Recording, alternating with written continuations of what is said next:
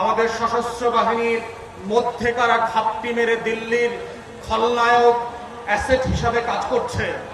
আমরা যেটা জানি না সেটা হচ্ছে আমাদের ডিজিএফআই, এনএসআই, এসবি, ডিবি থেকে শুরু করে রাষ্ট্রের আমলাতন্ত্রের মধ্যে নখরে নখরে কারা কারা বাংলাদেশকে প্রত্যেক দিন বিক্রি করে দেওয়ার জন্য কাজ করছে।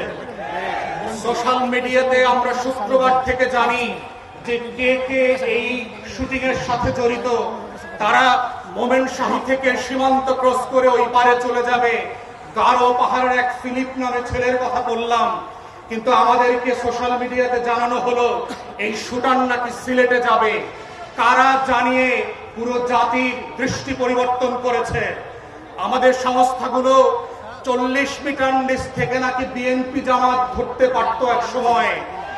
মাটির নিচ থেকে নাকি তারা মাইক্রোস্কোপ দিয়ে জাতীয় শত্রু এবং পাকিস্তানের গোলামদেরকে নাকি তারা ঘরে বের করত। তাহলে আজকের সেই মাইক্রোস্কোপ গুলো কোথায়? আপনাদের 40 মিটার মাপার ফিতা কি নষ্ট হয়ে গেছে কিনা?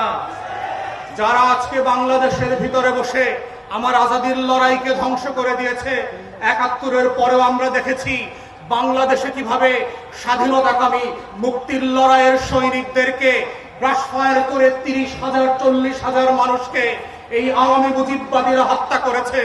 আমরা দেখেছি কাউন্টার কুর মধ্য দিয়ে আমাদের সশস্ত্র বাহিনীর ভিতরে শৃঙ্খলা বিনষ্টের যে নিরলস প্রচেষ্টা। আমরা সেই সময় দেখেছি কাদের সিদ্দিকের মতো এক গোলাম রাজাকার ভারতের, তার নেতৃত্বে কাদেরিয়া বাহিনী করে সীমান্তের প্রশিক্ষণ, টাকা এবং অস্ত্র দিয়ে আমার শত শত বিডিআর জওয়ানকে হত্যা করা হয়েছে। আমরা ৭৫ পরবর্তী বাস্তবতায় দেখেছি কিভাবে বাংলাদেশে রাজনৈতিক অনৈক্য তৈরি করা হয়েছে। এই প্রসেসের মধ্য দিয়ে পৃথিবীতে প্রত্যেকটা আজাদির লড়াইকে কিভাবে খেয়ে দেওয়া হয়। অথবা আজকে অভ্যুত্থানের পক্ষের শক্তি যারা ছিলেন, আপনারা যদি বোধ করে থাকেন 10টা 20টা 30টা 50টা আসনের জন্য ডানে বামে তাকাবেন, মনে রাখবেন বিএনপি জামাতের নেতাদের ফাঁসি কিন্তু আটকানো যায় নাই। আপনাদের বিভক্তি কিন্তু পুরো জাতিকে সর্বগ্রাসী ছোঁয়ার মধ্যে ফেলে দেবে এবং সেই ছবল থেকে কেউ বাঁচতে পারবেন না।